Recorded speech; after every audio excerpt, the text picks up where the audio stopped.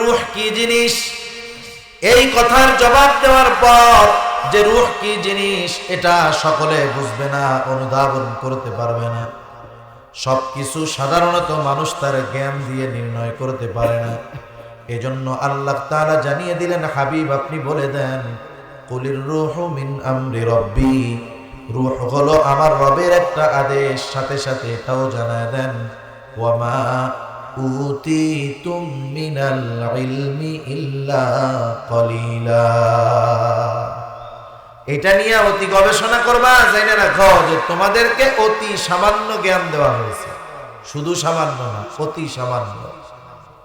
তা যাই হোক, ওই রূহ যখন আমার আপনার ভিতরে ফুঁকে দেওয়া হলো, মায়ের পেটে যখন ছিলাম আমরা প্রাণ পেলাম, ওই রূহ এই মাংসের টুকরার সাথে তথা আমার দেহের সাথে কতদিন থাকবে আল্লাহ তাআলা ওই দিন এটাকে নির্ধারণ করে দিয়েছে, তথা আমার হায়াত কতদিন ওইটাও মায়ের গর্ভে রেকর্ড হয়ে গেছে।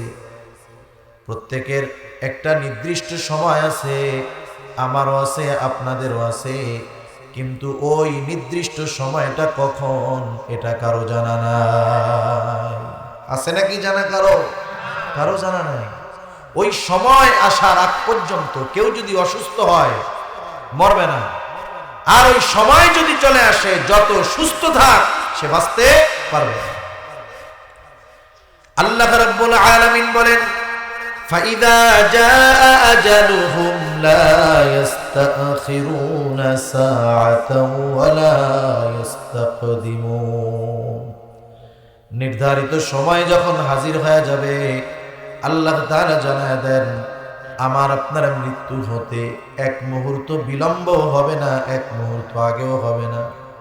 যথা সময়ে মালাকুল মউত আমার আপনার প্রাণ হরণ করে নিয়ে যাবে। আমার আপনার রূহ যখন চলে যাবে, মানুষ আমাকে বলবে লাশ। মসজিদের মাইকে অ্যানাউন্স করে দেওয়া হবে, অমুক এলাকার অমুক আজ বিকাল 5 ঘটিকার সময় ইন্তেকাল করিয়াছে। এরকম ঘোষণা দেয় না? আগামীকাল সকাল 9টায়, 8টায়, 10টায় তারা জানাজা হবে মসজিদের মাঠে। আমার আপনার মৃত্যুর খবর যখন ঘোষণা করা হবে, আরবিতে একটা শব্দ বলা হয় ইন্তেকাল।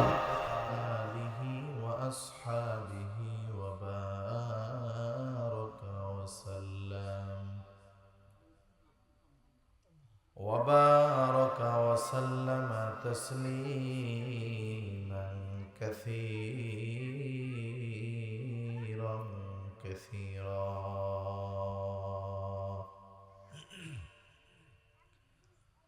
أما بعد فأعوذ بالله من الشيطان الرجيم.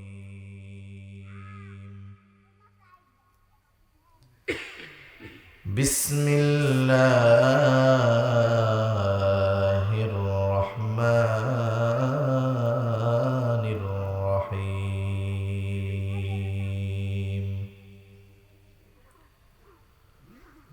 كل نفس بما كسبت رهينة إلا أصحاب اليمين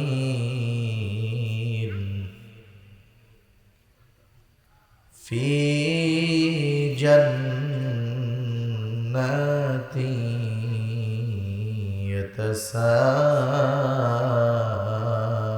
يتساءلون عن المجرمين ما سلككم في سقر قالوا لم نك من المصلين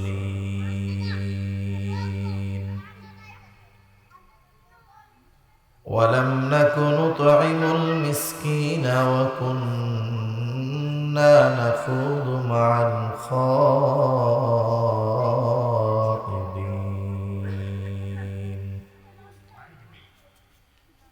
وكنا نكذب بيوم الدين حتى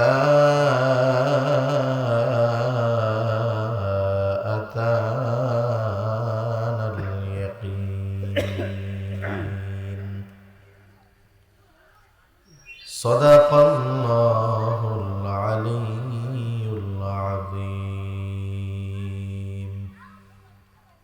আমরা মুহাব্বতের সাথে দুরূদ শরীফ পাঠ করি। আল্লাহুম্মা সাল্লি আলা মুহাম্মাদিন ওয়া আলা আলি মুহাম্মাদ কামা সাল্লাইতা আলা ইব্রাহিম ওয়া আলা আলি ইব্রাহিম ইন্নাকা হামিদুম মাজিদ।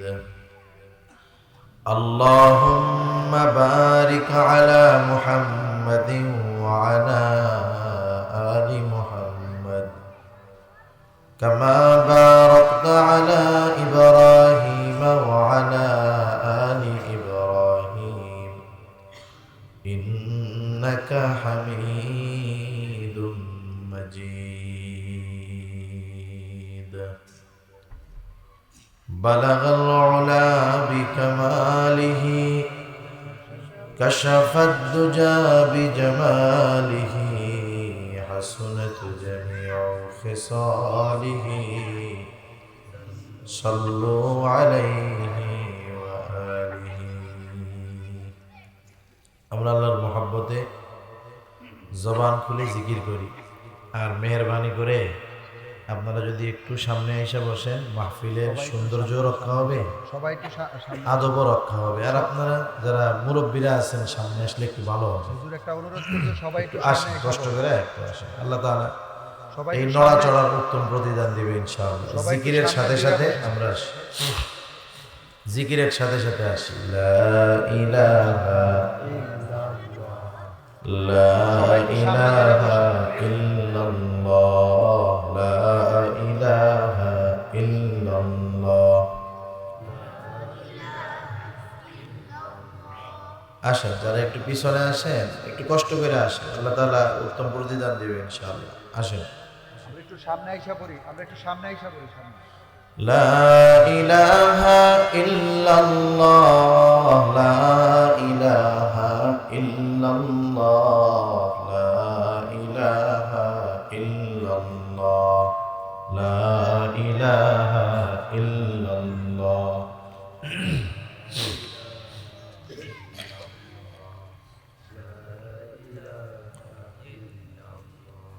লা ইলাহা ইল্লাল্লাহ মুহাম্মাদুর রাসূলুল্লাহ সাল্লাল্লাহু আলাইহি ওয়াসাল্লাম। আলহামদুলিল্লাহ, ঐতিহ্যবাহী চাঁদপুর জেলার অন্তর্গত উত্তর রালদিয়া নুরানি হাফেজিয়া মাদ্রাসা যুব সমাজ প্রবাসী ও এলাকাবাসীর উদ্যোগে আয়োজিত আজকের এই ওয়াজ ও দোয়ার মাহফিলের সম্মানিত শ্রদ্ধেয় সভাপতি, আমন্ত্রিত উলামায়ে কেরাম, সামনে উপস্থিত মুরব্বিয়ানে কেরাম, সমবয়সী যুবক বন্ধু, স্নেহের ছোট ভাই এবং পর্দার অন্তরালে অবস্থানরতা সম্মানিতা শ্রদ্ধেয়া মা ও বোন, দয়াময় আল্লাহ রব্বুল আলামিনের দরবারে অগণিত শুকর যে মহান মালিক আমাদের হায়াতে বরকত দিয়ে সুস্থ রেখে হাজারো মানুষের মধ্য থেকে যাচাই বাছাই করে দুনিয়ার অন্যতম দামি এক মজলিসে আসার বসার, দ্বীনি আলোচনা শ্রবণ, আমাকেও আপনাদের খেদমতে কিছু দ্বীনি কথা পেশ করবার সুযোগ যে মহান মানিব দান করেছেন, সেই মহান মানিবকে খুশি করার জন্য মহব্বতের সাথে জবান খুলে অন্তর থেকে আমরা একবার কালিমাতুশ শুকর পাঠ করি। আলহামদুলিল্লাহ। অগণিত দুরূদ ও সালাম সাইয়্যিদুল আম্বিয়া, আশরাফুল আম্বিয়া, খাতামুল আম্বিয়া, বিশ্বনবী, শেষ নবী, শ্রেষ্ঠ নবী মুহাম্মাদুর রাসূলুল্লাহ সাল্লাল্লাহু আলাইহি ওয়াসাল্লামের উপর। আমরা যেই সময়টাতে এই জায়গায় বসছি, এটা খুবই দামি একটা সময়। কত দামি সময়! সাধারণত আমাদের দেশে অনেক জায়গায় মনে করা হয় যে ওয়াজ মাহফিল মানেই হলো এশার পরে খেয়ে দে এরপরে যাও, কিন্তু বিষয়টা এমন নয়। সময়ের উপরে নির্ভর করে না এসে গোটা মাহফিল যতক্ষণ চলে একটা দিনই তো হয়। পরিপূর্ণ সময় যদি বসতে পারি, কোন কথা আমার আপনার জীবন পরিবর্তনের কারণ হয়ে যাবে এটা বলা যায় না। এজন্য অনেক সময় অনেক অঞ্চলে যেমন হয় মাগরিবের পরে স্থানীয় উলামায়ে কেরাম বয়ান করেন।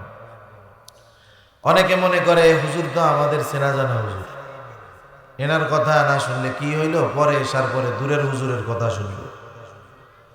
মূল বিষয় হলো কথা কে বলতেছে এটা দেখার কোনো সুযোগ নাই, কি বলতেছে আমাকে এইটা গ্রহণ করতে হবে, ঠিক কিনা বলেন? সেজন্য এই চিন্তা মন মানসিকতা আমাদের মধ্যে আনার দরকার। তা যাই হোক, আমরা যারা আসতে পারছি, আমরা দামি একটা সময়ে দামি একটি মজলিসে বসতে পারলাম। হাদিসের ভাষায় এটা হলো জান্নাতের বাগান, তিরমিজির হাদিস। হযরত আনাস রাদিয়াল্লাহু তাআলা আনহু থেকে বর্ণিত, রাসূল আকরাম সাল্লাল্লাহু আলাইহি ওয়াসাল্লাম বলেন, তোমরা যখন জান্নাতের বাগানের পাশ দিয়ে অতিক্রম করবে, তোমরা সেখান থেকে ফল আহরণ করবা। সাহাবায়ে কেরাম জিজ্ঞাসা করলো, ইয়া রাসূলুল্লাহ, দুনিয়াতে জান্নাতের বাগান সেটা আবার কোনটা? রাসূল আকরাম সাল্লাল্লাহু আলাইহি ওয়াসাল্লাম বললেন, দুনিয়ার জান্নাতের বাগান হলো জিকিরের মজলিস। সুবহানাল্লাহ। যদিও নাম ওয়াজ ও দোয়ার মাহফিল, কিন্তু এখানে তো জিকিরও হয়। কার? আল্লাহ তাআলার জিকির হয়। সেজন্য এটা জিকিরের মজলিস, এটা দুনিয়ার জান্নাতের বাগান। আমরা দোয়া করি আশেপাশে যারা বিনা কারণে ঘুরতেছে, আল্লাহ তাআলা তাদেরকেও এই জান্নাতের বাগানে আসার বসার তৌফিক দান করুন। সেজন্য জিকিরের মজলিস, জিক্র এটা গুরুত্বপূর্ণ একটা আমল। এখানে আমরা বসে সুবহানাল্লাহ বলি, আলহামদুলিল্লাহ বলি, আল্লাহু আকবার বলি, লা ইলাহা ইল্লাল্লাহর জিকির করলাম না? হাদিসের মধ্যে আসছে আল্লাহ তাআলার কাছে 4টি বাক্য সবচাইতে প্রিয়। কয়টা বাক্য? 4টা বাক্য। কি কি? সুবহানাল্লাহ, আলহামদুলিল্লাহ, লা ইলাহা ইল্লাল্লাহু আল্লাহু আকবার। মুখস্থ নাই, যারা মুরব্বী বা প্রাপ্তবয়স্ক আছেন, ছোটদের কথা বাদ, এরকম কেউ আছে যে এটা মুখস্থ নাই? আরে মুসলমান না, অনেক হিন্দুর এগুলো মুখস্থ আছে না? আছে, অনেক হিন্দুরও আছে। এখন দেখেন, এই 4টা বাক্য কার কাছে সবচেয়ে প্রিয়? আল্লাহ তাআলার কাছে প্রিয়। এরপরে আর এক হাদিসের মধ্যে আসছে, রাসূল আকরাম সাল্লাল্লাহু আলাইহি ওয়াসাল্লাম বলেন, আমার নিকটেও 4টি বাক্য সবচাইতে প্রিয়। কি সেগুলা? সুবহানাল্লাহ, আলহামদুলিল্লাহ, লা ইলাহা ইল্লাল্লাহু আল্লাহু আকবার। এই 4টি বাক্য আল্লাহ তাআলার কাছে সবচাইতে প্রিয়, নবীজির কাছে সবচাইতে প্রিয়। বলেন, যেটা আল্লাহ আর আল্লাহর রাসূলের কাছে সবচেয়ে প্রিয়, আমরা যদি সেটা আমাদের প্রিয় বানায় নেই, লাভ না লস? সেজন্য আমরা চলতে ফিরতে উঠতে বসতে এই কালিমাগুলা বারবার বলায় অভ্যস্ত হব। আমাদের জবানটাকে আমরা জিকিরের দ্বারা সিক্ত করব। তাহলে কি হবে? যেই জবানে জিকির জারি, সেই জবান দিয়ে মিথ্যা কথা বের হবে না, সেই জবান দিয়ে গীবত বের হবে না, সেই জবান বহুত পাপের থেকে বাঁচতে পারবে, ঠিক কিনা? কারণ জবান যদি জিকিরওয়ালা জবান হয়ে যায়, লাভটা কি? রাসূল সাল্লাল্লাহু আলাইহি ওয়াসাল্লাম বলেন, তোমরা আমাকে 2টা জিনিস হেফাজতের গ্যারান্টি দাও, আমি তোমাদের জান্নাতের গ্যারান্টি দিব। সুবহানাল্লাহ। নবীজি বলেন, একটা হলো এই 2 চোয়ালের মাঝে যেই জিহ্বা, এই জবানের হেফাজতের গ্যারান্টি দাও। আর একটা হলো লজ্জাস্থান, এই জবান আর লজ্জাস্থান হেফাজতের গ্যারান্টি দাও, আমি নবী তোমাদের জান্নাতের গ্যারান্টি দিয়ে দিব। যে কোনো অপরাধ অন্যায় শুরু হয় কিন্তু মুখ দিয়া, জবান দিয়ে শুরু হয়। যেমন যত বড় বড় মারামারি খুনোখুনি হোক, প্রথমে কিসের দ্বারা হয়? তর্কাতর্কি হয়, এরপরে হাতাহাতি হয়, এরপরে 2 জনের মধ্যে সীমাবদ্ধ থাকে না, 2 গ্রুপ মিলে মারামারি হয়, এরপরে একটা সময় খুনোখুনি হয়ে বিশৃঙ্খলা সৃষ্টি হয়। শুরু হলো কি দিয়ে? জবান দিয়ে। এই জবান যদি আমরা জিকির দ্বারা সিক্ত করে ফেলতে পারি, জবানের গুনাহ থেকে বাঁচা যাবে। আবার দেখেন, নবীজি বলতেছেন, আসল মুসলমান কে? রাসূল আকরাম সাল্লাল্লাহু আলাইহি ওয়াসাল্লাম বলেন, মুসলমানকে আল মুসলিম মান সালিমাল মুসলিমুনা মিন লিসানিহি ওয়া ইয়াদিহি। মুসলমান হলো সে যার জবান এবং হাত থেকে অপর মুসলমান নিরাপদ থাকে। এখানেও প্রথমে জবানের কথা, প্রথমে জবান দিয়ে শুরু, এরপরে হাতাহাতি হয়। সেজন্য প্রথমটা যদি কন্ট্রোল হয়ে যায়, বাকিগুলো অটোমেটিক কন্ট্রোলে চলে আসে। এজন্য আল্লাহ তাআলা আমাদের সবাইকে খাঁটি যাকের হওয়ার তৌফিক আল্লাহ দান করুন। আমি আপনাদের খেদমতে পবিত্র কোরআনুল কারীমের সূরা মুদ্দাসসির থেকে কয়েকটা আয়াত তিলাওয়াত করেছি। আল্লাহ তাআলার কাছে তৌফিক চাই, আল্লাহ তাআলা আপনাদের খেদমতে আমাকে কিছু কথা বলার তৌফিক দেন, যে কথাগুলো আমাদের সবার দুনিয়া এবং আখিরাতের জন্য কল্যাণকর হয়। এই দুনিয়াতে আমরা আসছি, দুনিয়া থেকে চিরদিন থাকা যাবে? জন্মিলে মরিতে হবে, এটা এমন এক সত্য যেই সত্য সবাই বিশ্বাস করে। মনে করেন এই পৃথিবীতে এখন 750 কোটির মতো মানুষ আছে। 750 কোটির মতো মানুষ সবাই কিন্তু সব সত্য কথা বিশ্বাস করে না। বলেন তো, আমার আপনার স্রষ্টাকে, আসমান জমিনের স্রষ্টাকে, এটা এমন সত্য, কোনো সন্দেহ আছে? কিন্তু বলেন তো, এই সত্যটা কি পৃথিবীর সব মানুষ বিশ্বাস করে? যারা নাস্তিক, এরা আল্লাহকে স্রষ্টা বলে বিশ্বাস করে না, আসমান জমিনের স্রষ্টা বলে বিশ্বাস করে না, রিজিকের মালিক বলে বিশ্বাস করে না। এই নাস্তিকও বিশ্বাস করে যে মরতে হবে। মৃত্যুকে কেউ অস্বীকার করে? এজন্য মৃত্যু কোরআনুল কারীমের মধ্যে আল্লাহ তাআলা ইয়াকিন শব্দ উল্লেখ করেছেন মৃত্যুর জন্য।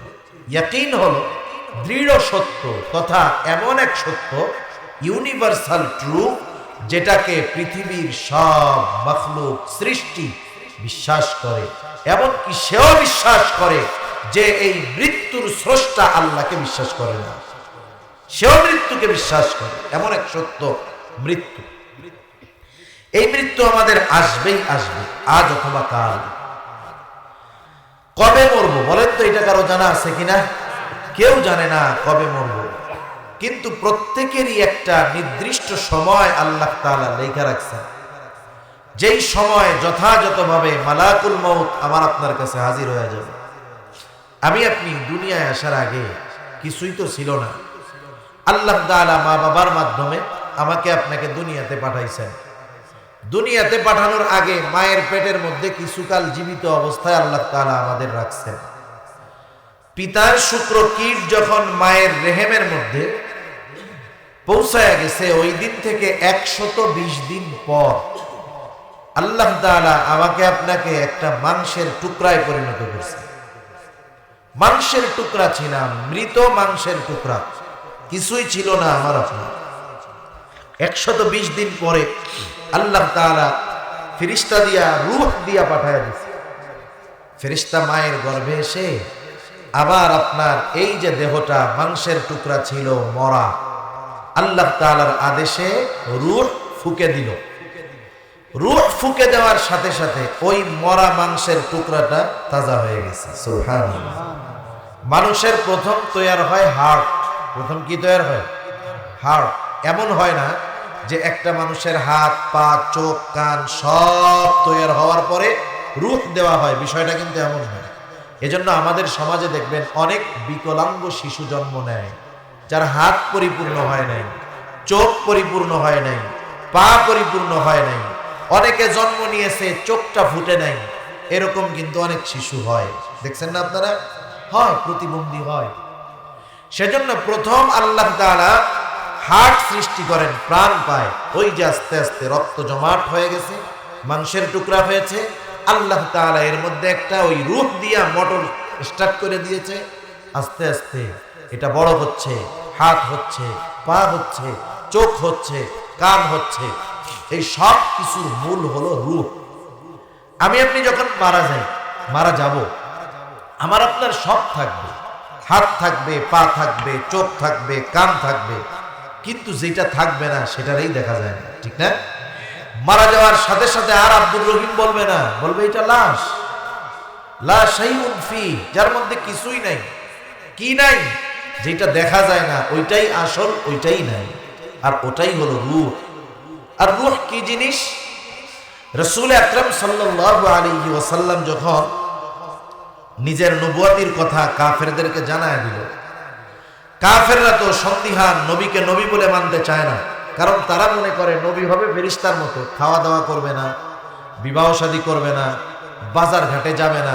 এজন্য কাফেররা বলতো মা লিহাদার রাসূল, এই বেটা নিজের রসুল বলে দাবি করে, কেমন রসুল রে, কেমন রসুল এইটা? ইয়াকুলুত তাআম ওয়া ইয়ামশি ফিল আসওয়াক, সে দেখি আমাদের মতো খাবারও খায়, আবার বাজারেও যায়, আবার নিজের নবী বলে দাবি করে, এ কেমন নবী? তা যাই হোক, কাফেররা এরা করলো কি, এরা মদিনায় ইহুদি আলেমদের কাছে দুইজন লোককে পাঠায় দিল যে তোমরা দুইজন যাও, যে আমাদের মধ্য থেকে যে মুহাম্মদ নিজেকে নবী বলে দাবি করে সে কি আসলে নবী নাকি নবী না আমরা বুঝতে পারবো কেমনে? আহলে কিতাবরা এটা ভালো জানবে, কারণ তাদের বংশে ধারাবাহিকতার ক্রমান্বয়ে একের পর এক নবীর আগমন ঘটছে। একটু যাও। এখন দুইজন চলে গেছে মদিনায়, ইহুদিদের কাছে গিয়া এই খবর বলছে। তারা বলে দিছে, শোনো, তোমরা তোমাদের মধ্যে যেই ব্যক্তি নবী দাবি করতেছে তাকে গিয়া 3টা প্রশ্ন করবা। কয়টা প্রশ্ন? 3টা প্রশ্ন করবা। সে যদি ওই 3 প্রশ্নের জবাব দিতে পারে, কোনো সন্দেহ নাই সে নবী, আর যদি জবাব না দিতে পারে তাহলে সে নবী না। এই 3 প্রশ্ন শিখে কাফেররা আসছে। আসার পরে নবীজি সাল্লাল্লাহু আলাইহি ওয়াসাল্লামের কাছে এই 3টা প্রশ্ন করছে। বলেন তো, নবীজি কি নিজের থেকে বলবেন না আল্লাহ তাআলা জানায় দিবেন? উনি স্বাভাবিকভাবে বললেন, যেহেতু জিবরাইল আলাইহিস সালাম প্রতিনিয়ত আসেন, উনি বললেন ঠিক আছে, তোমাদের এই প্রশ্নের জবাব আগামীকাল জানিয়ে দেওয়া হবে। ইনশাআল্লাহ তিনি বলেন নাই। ইনশাআল্লাহ না বলার কারণে আল্লাহ তাআলা ওহী প্রেরণ করতে বিলম্ব করলেন। তা যাই হোক, এক সময় জিবরাইল আলাইহিস সালাম এই ওহী নিয়ে হাজির, এই 3 প্রশ্নের জবাব নিয়ে। এই 3 প্রশ্নের একটা প্রশ্ন হলো রূহ কি জিনিস। আল্লাহ তাআলা কোরআনুল কারীমের মধ্যে বলেন, وَيَسْأَلُونَكَ عَنِ الرُّوحِ قُلِ الرُّوحُ مِنْ أَمْرِ رَبِّي وَمَا أُوتِيتُم مِّنَ الْعِلْمِ إِلَّا قَلِيلًا। আল্লাহ রাব্বুল আলামিন বলেন, তারা আপনার কাছে জানতে চায়, জিজ্ঞাসা করে, রূহ সম্পর্কে তারা আপনার কাছে জানতে চায়। আপনি বলে দেন, কুলির রূহু মিন আমরি রাব্বি, রূহ হলো আমার রবের একটা আদেশ, নির্দেশ, প্রত্যাদেশ। এটা তো দেখা যায় না, ধরা যায় না, তাহলে এটার তো কোনো অস্তিত্ব বোঝা যায় না।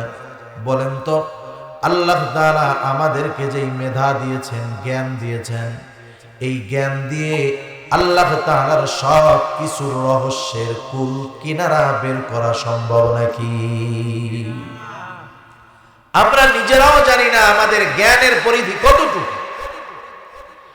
কোরআনুল কারীমের সূরা কাহাফের মধ্যে একটা শিক্ষা সফরের ঘটনা আছে। হযরত মূসা আলাইহিস সালাম এবং হযরত খিজির আলাইহিস সালামের সফরের ঘটনা আছে। যাই হোক, ওনারা দুইজন যখন সফর শুরু করলেন, সর্বপ্রথম দুইজন একটা নৌকার মধ্যে উঠলেন সমুদ্র পাড়ি দেওয়ার জন্য। দুজনে নৌকার মধ্যে চড়ে সমুদ্র পাড়ি দিচ্ছেন। সমুদ্রের মধ্যে চলতে চলতে হঠাৎ দুইজনের একটা দৃশ্য চোখে পড়ল। দেখতে পেলেন একটা পাখি উড়ন্ত অবস্থায় সমুদ্র থেকে পানি পান করতেছে।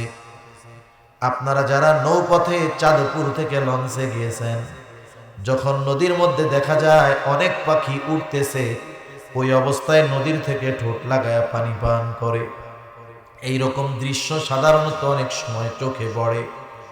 হযরত খিজির আলাইহিস সালাম এই দৃশ্যটা দেখার পর মূসা আলাইহিস সালামকে বলতেছেন, ভাই মূসা, আমাদের জ্ঞানের পরিধিটা কেমন? গোটা দরিয়া, গোটা সমুদ্র যদি আল্লাহ তাআলার জ্ঞান হয়, আল্লাহ তাআলার জ্ঞানের তুলনায় আমাদের সকল সৃষ্টির জ্ঞান হলো ওই পাখির ঠোঁটে যতটুকু পানি লেগে আছে। আল্লাহ তাআলার জ্ঞান যদি হয় সমুদ্র পরিমাণ, তাহলে সমগ্র সৃষ্টির জ্ঞান হলো ওই পাখির ঠোঁটে লেগে থাকা পানির সমপরিমাণ। একটা পাখির ঠোঁটে যতটুকু পানি অতটুকু জ্ঞান আল্লাহ তাআলা সব সৃষ্টির মধ্যে বন্টন করে দিয়েছে। সব সৃষ্টির মধ্যে অবাক হব আমরা, প্রাণী জগতে এমন কিছু প্রাণী আছে যারা মানুষের চাইতেও বেশি জ্ঞান। শেয়াল রে পণ্ডিত বলে না, পণ্ডিত, হ্যাঁ, কত চালাক। এইরকম বহুত প্রাণী আছে যারা মানুষের চাইতেও বেশি চালাক। এত জ্ঞান আল্লাহ তাআলা দিয়েছেন, ওই পরিমাণ জ্ঞান সমগ্র সৃষ্টির মধ্যে বন্টন হলো। ওই জ্ঞান পেয়ে মানুষের লাফালাফি কি অবস্থা, স্রষ্টাকে অস্বীকার করে বসে। এজন্য আল্লাহ তাআলা রূহ কি জিনিস, এই কথার জবাব দেওয়ার পর যে রূহ কি জিনিস এটা সকলে বুঝবে না, অনুধাবন করতে পারবে না। সবকিছু সাধারণত মানুষ তার জ্ঞান দিয়ে নির্ণয় করতে পারে না। এজন্য আল্লাহ তাআলা জানিয়ে দিলেন, হাবিব আপনি বলে দেন, কুলির রূহু মিন আমরি রব্বি, রূহ হলো আমার রবের একটা আদেশ। সাথে সাথে এটাও জানায় দেন, ওয়ামা উতিতুম মিনাল ইলমি ইল্লা কলিলা। এটা নিয়ে অতি গবেষণা করবা, জানা রাখো যে তোমাদেরকে অতি সামান্য জ্ঞান দেওয়া হয়েছে, শুধু সামান্য না, অতি সামান্য। তা যাই হোক, ওই রূহ যখন আমার আপনার ভিতরে ফুঁকে দেওয়া হলো, মায়ের পেটে যখন ছিলাম আমরা প্রাণ পেলাম, ওই রূহ এই মাংসের টুকরার সাথে তথা আমার দেহের সাথে কতদিন থাকবে আল্লাহ তাআলা ওই দিন এটাকে নির্ধারণ করে দিয়েছে। তথা আমার হায়াত কতদিন ওইটাও মায়ের গর্ভে রেকর্ড হয়ে গেছে। প্রত্যেকের একটা নির্দিষ্ট সময় আছে, আমারও আছে, আপনাদেরও আছে, কিন্তু ওই নির্দিষ্ট সময়টা কখন এটা কারো জানা নাই। আছে নাকি জানা কারো? কারো জানা নাই। ওই সময় আসার আগ পর্যন্ত কেউ যদি অসুস্থ হয় মরবে না, আর ওই সময় যদি চলে আসে যত সুস্থ থাক সে বাঁচতে পারবে না। আল্লাহ রাব্বুল আলামিন বলেন, ফাইদা জাআ আজালুহুম লা ইস্তাখিরুনা সাআতাও ওয়া লা ইস্তাকদিমুন।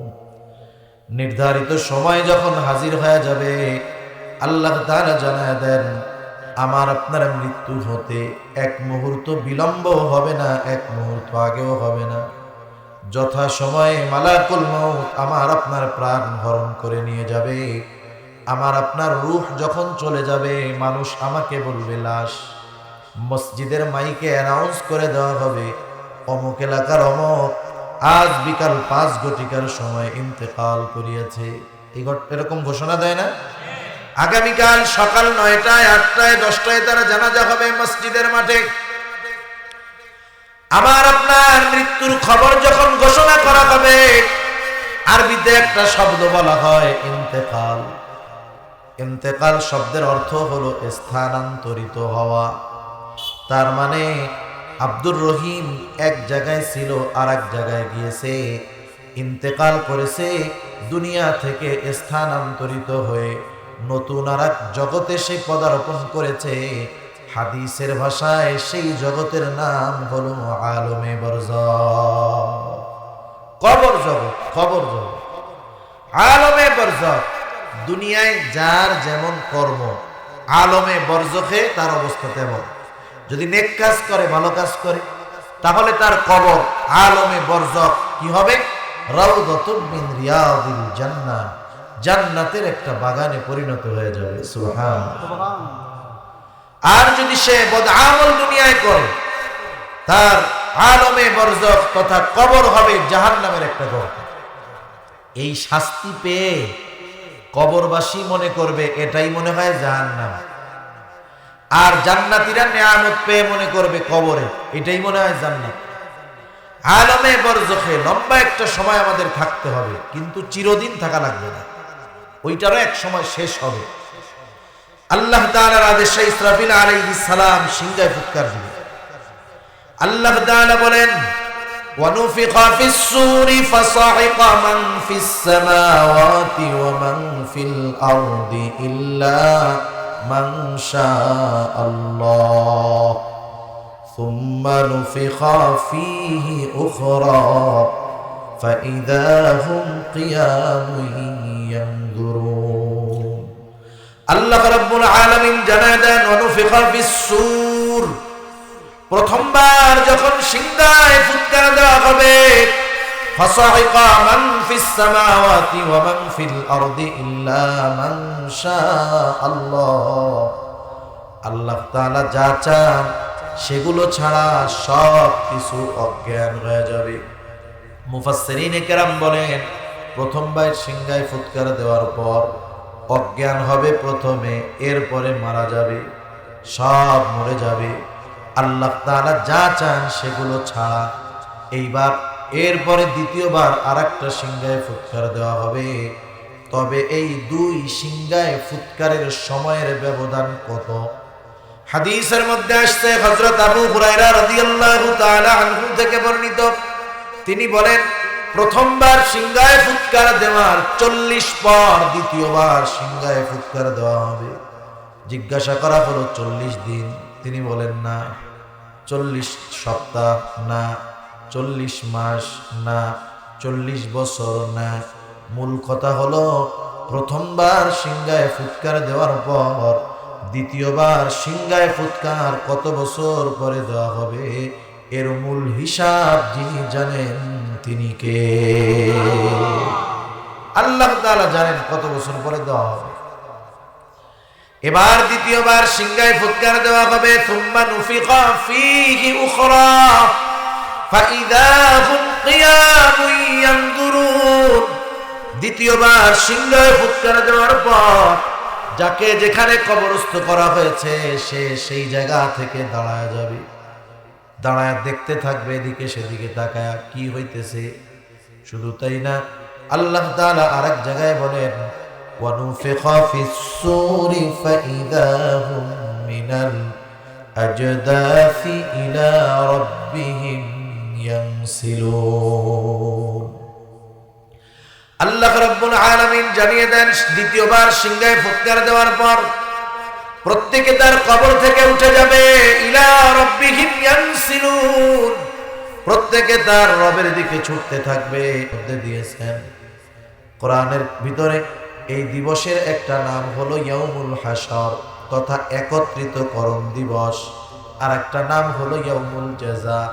আল্লাহ তাআলা জানায় দেন, কিয়ামতের দিন দুনিয়ায় যে যে আমল করছে ওই আমলের পূর্ণ প্রতিদান দেওয়া হবে যেই দিন, সেই দিন আল্লাহ তাআলা কায়েম করবে। আল্লাহ তাআলা বলেন, ওয়া ইন্নামা তুওয়াফাউনা উজুরাকুম ইয়াউমাল কিয়ামা, কিয়ামতের দিন প্রত্যেককে তার কর্মের পূর্ণ প্রতিদান দেওয়া হবে। ফামান যুহজিহা আনিন নার, সেই দিন যাকে জাহান্নাম থেকে বাঁচানো হবে, ওয়া উদখিলাল জান্নাহ, জান্নাতে প্রবেশ করানো হবে। আল্লাহ তাআলা বলেন, ফাকাদ ফাজ, সে সফল হয়ে যাবে। সুবহানাল্লাহ। ওই দিন দুনিয়ার কর্মের প্রতিদান আমাদের দেওয়া হবে। দুনিয়াতে আমরা যে কর্মগুলা করি সব কর্ম আল্লাহ তাআলা ফাইল বানায় রেখেছে। আমাদের সব কর্মগুলো সংরক্ষিত আছে। সবচাইতে বড় সংরক্ষক তো আল্লাহ তাআলা, ঠিক কিনা বলেন? সবচাইতে বড় সাক্ষী তো আল্লাহ তাআলা। এরপরেও আল্লাহ সুবহানাহু ওয়া তাআলা আমাদের কর্মের সাক্ষী, কর্মের সংরক্ষক নিয়োগ দিয়ে রাখছেন। আমাদের প্রত্যেকের কাঁধে দুইজন ফেরেশতা আছে, ডান কাঁধে একজন, বাম কাঁধে একজন। সম্মানিত লেখক দুইজন, ডান কাঁধের জন আমার আপনার ভালো কর্মগুলো লিপিবদ্ধ করে, বাম কাঁধের জন আমার আপনার মন্দ কর্মগুলো লিপিবদ্ধ করে। আল্লাহ তাআলা বলেন, কিরামান কাতিবিনা ইয়ালামুনা মা তাফআলুন।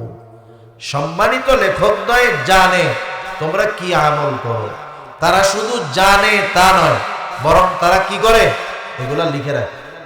আমরা যে কথাগুলো বলি, কথা জবানের হেফাজত কেন করব, জবানকে জিকির দ্বারা কেন সিক্ত করব, জিকিরে কেন অভ্যস্ত হব, কারণ আমাদের প্রত্যেকটা কথাও রেকর্ড হয়। সুবহানাল্লাহ।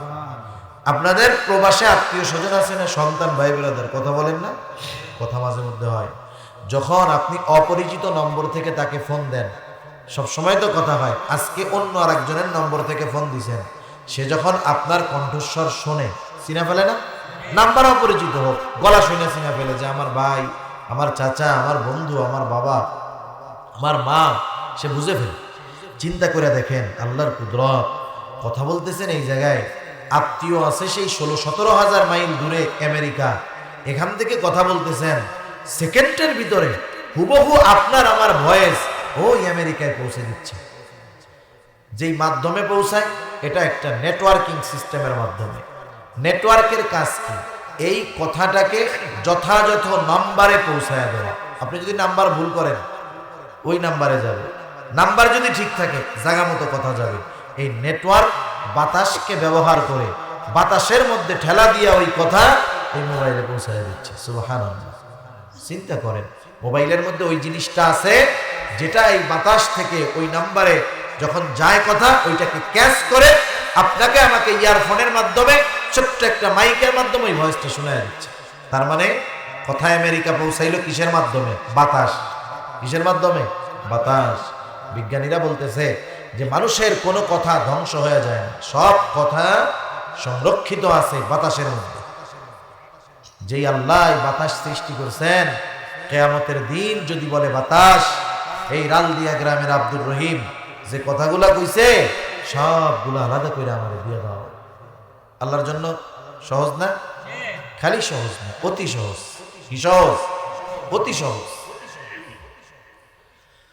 আল্লাহ রাব্বুল আলামিন জানায় দিলেন একজন ফেরেশতা আছে যে আমাদের কথাগুলা সংরক্ষণ করে। কথা ভালোটা যদি বলি তাও সংরক্ষণ করে, সুবহানাল্লাহ আলহামদুলিল্লাহ বলি তাও সংরক্ষণ করে, মাঝে মধ্যে বকাঝকা দিলে এগুলাও সংরক্ষণ করে। আল্লাহ তাআলা বলেন মা ইয়ালফিযু মিন কওলিন ইল্লা লাদাইহি রাকীবুন আতীদ। মানুষ যার জবান দিয়ে নিক্ষেপ করে তথা যেই কথাগুলা বলে, সদা তৎপর একজন ফেরেশতা তার ওই কথাগুলাকে সংরক্ষণ করে রাখে। আমার কর্ম, আমার কথা সবগুলা ফাইল আকারে তৈরি হয়ে গেছে। কিয়ামতের দিন আল্লাহ রাব্বুল আলামিন প্রত্যেকের আমলনামা, তার কর্মের ফাইল তার কাছে পৌঁছায়া দিবে। আমলনামা কিয়ামতের ময়দানে ছেড়ে দেওয়া হবে, যার নামে যেটা যথাযথভাবে তার কাছে সেটা চলে যাবে। কেউ ডান হাতে আমলনামা পাবে, কেউ বাম হাতে পাবে। ডান হাতে যারা আমলনামা পাবে তারা হইল পাস। তারা কি বলেন না? পাস। ডান হাতে যারা আমলনামা পাবে এদের অবস্থা কি হবে কিয়ামতের দিন? সবাই তো চিন্তিত। প্রত্যেকটা মানুষ কয়েকটা সময়ে কিয়ামতের ময়দানে সবচাইতে বেশি চিন্তিত আর ভীত থাকবে। এর মধ্যে একটা হলো যখন আমলনামা দেওয়া হবে তখন কোন হাতে পাই আল্লাহ। যারা ডান হাতে আমলনামা পাবে আল্লাহ তাআলা জানায় দেন তাদের অবস্থা কি হবে, তারা কতটা আনন্দিত হবে।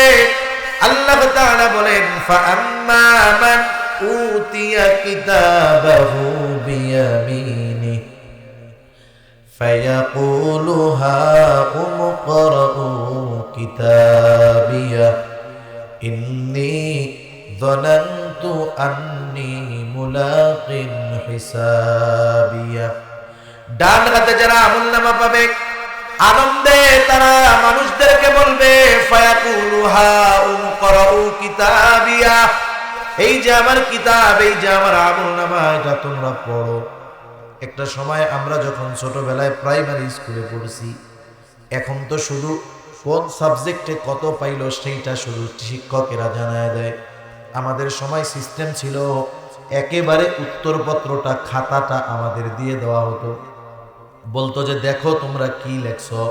শুধু তাই না, এই খাতা বাড়িতে নিয়ে যাইবা, মা বাবার কাছ থেকে সিগনেচার করাইয়া আবার এনে তোমরা জমা দিবা। যে 100-র মধ্যে 95 পাইছে সে খুশি না? খুশি। খুশিতে কইতো দোস্ত দেখো কি লিখছি, দেখো কি লেখছি, আমি কত ভালো করে লেখছি, স্যার আমারে 100-তে 95 দিচ্ছে। সে নিজেরটা আর একজনকে কি করে দেখায় আনন্দে। ওই কিয়ামতের দিন ডান হাতে আমলনামা যে পাবে সেও বলবে দেখো পড়ো আমার আমলনামা। আমি পাশ করেছি, ডান হাতে আমলনামা পেয়ে গেছি। কেমন যেন সে ডান হাতে আমলনামা পাওয়ার কারণটাও বলে দিবে। একজন 100-র মধ্যে 95 পাইল কেন? কারণ সে লেখাপড়া ঠিক মতো করছে, ঠিক কিনা বলেন? ও বলে যে আমি জানি পরীক্ষা নিবে, এই জন্য আমি ভালো মতো লেখাপড়া করছি, তাই তো গোল্ডেন A+। এবার জান্নাতীও বলবে আমি ডান হাতে কেন আমলনামা পেলাম? ইন্নী যানানতু আন্নী মুলাকিন হিসাবিয়া। আমি ডান হাতে আমলনামা পাইলাম কোন কারণে? শোনো, কারণ আমি এই ব্যাপারে দৃঢ় বিশ্বাস রাখতাম যে আমাকে হিসাবের মুখোমুখি দাঁড়াতে হবে, আমার কর্মের হিসাব আমাকে দিতে হবে। এজন্য আমি আমার কর্ম বুঝে শুনে করছি, যাতে হিসাব ভালোভাবে দিতে পারি, পাশ করতে পারি। যেহেতু এই চিন্তা ছিল, কর্ম ভালো করছি, আমলনামা কোন হাতে? ডান হাতে। আরেক দল বাম হাতে আমলনামা পাবে। বাম হাতে আমলনামা সামনাসামনি দেওয়া হবে না, বরং তার হাতটাকে বুক চিরে পিছন থেকে নেওয়া হবে, চরম পর্যায়ের অপমান করা হবে। এরপরে বাম হাতের মধ্যে তাকে আমলনামা দেওয়া হবে। বাম হাতে আমলনামা পাওয়ার পর সে আফসোসের সাথে বলবে, আল্লাহ তাআলা বলেন ওয়া আম্মা মান উতিয়া কিতাবাহু বিশিমালি ফায়াকুলু ইয়া লাইতানি লাম উতা কিতাবিয়া ওয়া লাম আদরি মা হিসাবিয়া। বাম হাতে যে আমলনামা পাবে সে বলবে ইয়া লাইতানি লাম উতা কিতাবিয়া, হায় রে আমার দুর্ভোগ, আমি যদি এই কিতাব না পাইতাম, আমলনামা না পাইতাম, কতই না ভালো হতো। যেই ছেলেটা খাতা দেওয়ার পর গোড়ার ডিম পাইছে 2টা, মানে ফেল করছে, কি করছে? ওর খাতাটাও তো দিত, দিয়া কি কইতো, দেখ তুই কি লিখছিস দেখ। ও তখন খুশি হইতো? আর একজনকে দেখাইতো খাতা, দেখ আমি গোড়ার ডিম পাইছি 2টা, দেখাইতো নাকি? বরং খাতা কেউ দেখতে চাইলে দেখায় না, আর মনে মনে কি কইতো জানেন? আল্লাহ রে, এই খাতা যেই স্যার দেখছে, ওনার বাড়ি যদি আগুন ধরে খাতাগুলো সব পুড়ে যাইতো, কত ভালো হইতো। এই খাতা যদি আমারটা হারায় যাইতো, কতই না ভালো হইতো। ফেল করছে এই জন্য। জাহান্নামীরা কিয়ামতের দিন বাম হাতে আমলনামা পাইয়া আফসোস করবে আর বলবে, এই খাতা যদি আমি না পাইতাম, এই আমলনামা যদি না পাইতাম, আমি যদি আমার হিসাবের ব্যাপারে না জানতাম, কতই না ভালো হতো। এখন তো আমলনামা চলে আসছে, কি আছে আমলনামার মধ্যে? যে ভাষাই আমলনামা লেখা থাক, আল্লাহ তাআলা প্রত্যেককে সেই ভাষা পড়বার যোগ্যতা দিয়ে দিবে। সুবহানাল্লাহ। আল্লাহ তাআলা বলবেন ইকরা কিতাবাক কাফা বিনাফসিকাল ইয়াওমা আলাইকা হাসিবা। আল্লাহ তাআলা বলবেন তুমি পড়ো তোমার কিতাব, তোমার হিসাবের জন্য তুমি নিজেই যথেষ্ট। তুমি জান্নাতি না জাহান্নামী, তুমি এই কিতাব পড়লে নিজেই বুঝতে পারবা। কিতাব পড়ার যোগ্যতা আল্লাহ তাআলা দিবে।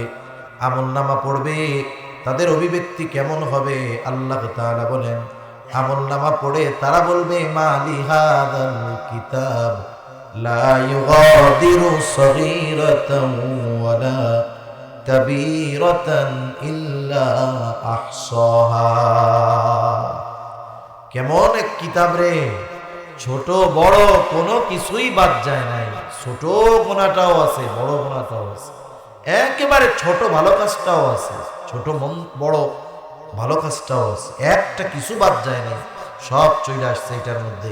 এখন দেখেন ডান হাতে তারা যারা আমলনামা পেল তারা তো ডানপন্থী, আর যারা বাম হাতে পাইছে তারা তো তাদের কর্ম অনুযায়ী ফল পাবে, ঠিক কিনা বলেন? এজন্য প্রত্যেকটা মানুষ তার কর্মের নিকটে দায়বদ্ধ। যে যেমন কর্ম করছে সে তেমন প্রতিদান পাবে। এজন্য আল্লাহ তাআলা বলেন কুল্লু নাফসিন বিমা কাসাবাত রাহিনা ইল্লা আসহাবাল ইয়ামিন।